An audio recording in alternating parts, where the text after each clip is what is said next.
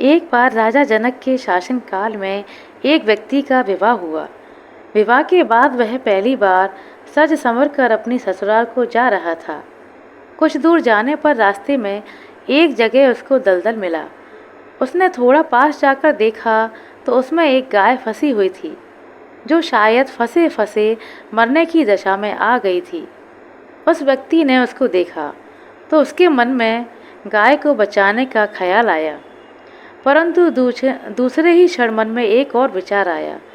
उसने सोचा, ये गाय तो कुछ देर में मरने वाली ही है। अगर मैं इसको यहाँ से बाहर निकालने इस दलदल में घुसा तो मेरे सारे कपड़े और जूते खराब हो जाएंगे और मैं अपनी ससुराल में ऐसी हालत में कैसे जा पाऊँगा। ऐसा सोचकर वह गाय के ऊपर पैर रखकर आगे बढ़ गया। जैसे ही वह आगे बढ़ा और गाय ने जब उसे जाते हुए देखा तो उस व्यक्ति को श्राप दे दिया कि जिसके लिए तू जा रहा है तू उसे देख नहीं पाएगा, और अगर तू उसे देख भी लेगा तो वह तत्काल ही मृत्यु को प्राप्त हो जाएगी। और ऐसा कहकर कुछ ही पल में गाय के प्राण निकल गए।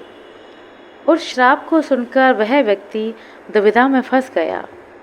उसे अपने किए हुए पर बहुत पछतावा हो रहा था, परंतु अब हो ही क्या सकता था।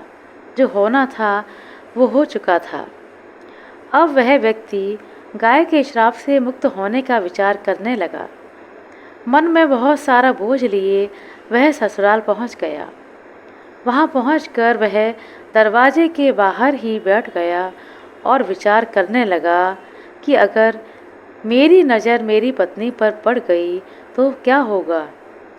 कुछ समय के बाद परिवार के अन्य सदस्यों ने उसे घर के अंदर चलने का आग्रह किया, किंतु वह नहीं गया। रास्ते में जो घटना घटित हुई थी उसके बारे में किसी को नहीं बताया। उसके दिमाग में तो गाय के द्वारा दिया गया श्राप बार बार गूंज रहा था। जब उसकी पत्नी को उसके घर के अंदर ना आने की बात पता चली तो उसने अपने घर वालों से कहा कि चलो मैं ही चलकर उन्हें घर के अंदर लेकर आती हूँ। पत्नी ने जब जाकर उससे कहा कि आप घर के अंदर क्यों नहीं आ रहे और मैं जो भी बोल रही हूँ उसे सुनकर भी मेरे सामने होते हुए आप मेरी तरफ क्यों नहीं देख रहे। वह व्यक्ति अपनी पत्नी की बात सुनने पर भी चुप रहा। काफ़ी अनुरोध करने के बाद उसने रास्ते में घटित सारा वृतांत कह सुनाया। पत्नी ने कहा, मैं भी पतिव्रता स्त्री हूँ, ऐसा कैसे हो सकता है। आप मेरी ओर तो देखिए। अपनी पत्नी की बात सुनकर उसने ज्यों ही नज़र उठाकर अपनी पत्नी की तरफ देखा, वैसे ही उसकी आंखों की रोशनी चली गई और वह गाय के श्रापवश पत्नी को देख ही नहीं सका। उस व्यक्ति की पत्नी भी पतिव्रता थी, इसी कारण उसकी मृत्यु नहीं हुई। यह देखकर पत्नी अपने पति को साथ लेकर राजा जनक के दरबार में गई। वहां जाकर उसने सारा वृतांत कह सुनाया। राजा जनक ने राज्य के सभी विद्वानों को सभा में बुलाकर समस्या बताई। उन्होंने अपने दरबार में बैठे हुए ब्राह्मणों से कहा, हे ब्राह्मण देव, गौश्राप से निवृत्ति का कोई सटीक उपाय हो तो बताएं। सभी विद्वानों ने आपस में विचार करके एक उपाय बताया। उन्होंने कहा कि यदि कोई पतिव्रता स्त्री छल्ली में गंगाजल लाकर उस जल के छींटे इस व्यक्ति की दोनों आँखों पर मारे तो गौश्राप से मुक्ति मिल सकती है और इसकी आँखों की रोशनी पुनः वापस आ सकती है। राजा ने पहले अपने महल के अंदर की रानियों सहित सभी स्त्रियों से पूछा तो राजा को सभी के पतिव्रता होने में संदेह की सूचना मिली। ऐसा सुनकर राजा जनक चिंतित हो उठे। तब उन्होंने आसपास के सभी राजाओं को सूचना पहुंचाई। उन्होंने उन्हें संदेश में कहा, उनके राज्य में यदि कोई पतिव्रता स्त्री है तो उसे ससम्मान राजा जनक के दरबार में भेज दिया जाए। जब यह सूचना अयोध्या के राजा दशरथ को मिली तो उन्होंने पहले अपनी सभी रानियों से पूछा। प्रत्येक रानी का यही उत्तर था कि राजमहल तो क्या, आप राज्य की किसी भी महिला, यहाँ तक कि झाड़ू लगाने वाली ही क्यों ना हो, उसे भी पतिव्रता ही पाएंगे।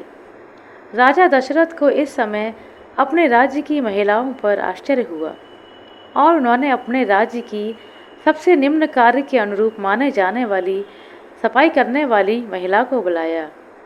उस महिला ने राजा दशरथ को सम्मानपूर्वक पतिव्रता होने का कारण बताया। उस महिला ने स्वीकृति में सिर हिला दिया। तब राजा ने यह दिखाने के लिए कि अयोध्या का राज्य सबसे उत्तम है, उस महिला को ही राज सम्मान के साथ जनकपुर भेज दिया। राजा जनक ने उस महिला का पूर्ण राजसी ठाट बाट से स्वागत किया, सम्मान किया। तब राजा ने उस महिला को समस्या बताई, साथ ही ब्राह्मणों के द्वारा जो उपाय बताया गया था वो भी बताया। महिला ने राजा को उस कार्य को करने की स्वीकृति दे दी। अगले दिन महिला छलनी लेकर गंगा किनारे गई। वहां पहुंचकर उनसे प्रार्थना की कि हे गंगा माता, यदि मैं पूर्ण रूप से पतिव्रता हूँ और यदि मेरे तन मन में अपने पति का ही वास है और मैं अपने पति को ही परमेश्वर मानती हूँ, तो गंगा जल की एक बूंद भी छलनी से नीचे नहीं गिरनी चाहिए। ऐसी प्रार्थना करके जब उसने गंगा जल को छलनी में भरा तो जल की एक बूंद भी नीचे नहीं गिरी। यह पवित्र गंगा जल कहीं रास्ते में छलककर नीचे ना गिर जाए, यह सोचकर उसने थोड़ा सा गंगा जल नदी में ही गिरा दिया और पानी से भरी छलनी को लेकर राज दरबार में आ पहुंची। राजा और दरबार में उपस्थित सभी नर नारी यह दृश्य देखकर आश्चर्यचकित रह गए। तब उस महिला को ही उस व्यक्ति की आंखों पर छींटे मारने का अनुरोध किया गया। उसने ज्यों ही गंगा जल की छींटें उस व्यक्ति की आंखों पर मारे, त्यों ही उसकी आंखों की रोशनी वापस आ गई। यह देखकर दरबार में उपस्थित सभी लोग बहुत ही प्रसन्न हुए। तब उस महिला को पूरे राज सम्मान के साथ पुरस्कार दिया गया। जब उस महिला ने अपने राज्य को वापस जाने की अनुमति मांगी तो राजा जनक ने अनुमति देते हुए जिज्ञासावश उस महिला से उसकी जाति के बारे में पूछा। तब उस महिला के द्वारा बताए जाने पर राजा आश्चर्यचकित हो गए।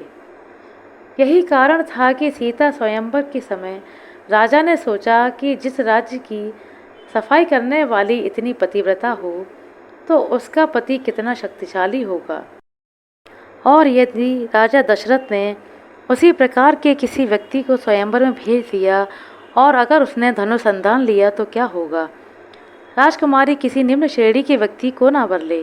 यही सोचकर राजा जनक ने अयोध्या नरेश को निमंत्रण नहीं भेजा, किंतु विधाता की लेखनी को कोई आज तक टाल नहीं सका। वही हुआ जो होना था। अयोध्या के राजकुमार वन में विचरण करते हुए अपने गुरुजनों के साथ जनकपुर पहुंच ही गए और धनुष तोड़कर राजा राम ने सुकुमारी सीता का वरण कर ही लिया। आशा करते हैं दोस्तों आपको हमारे द्वारा सुनाई गई छोटी सी कहानी अच्छी लगी होगी। कहानी पसंद आई हो तो कृपया लाइक कर दें, शेयर कर दें। चैनल पर नए हैं तो सब्सक्राइब कर लें। अपना कीमती समय देने के लिए बहुत बहुत धन्यवाद। मिलते हैं अगले वीडियो में, तब तक के लिए नमस्कार।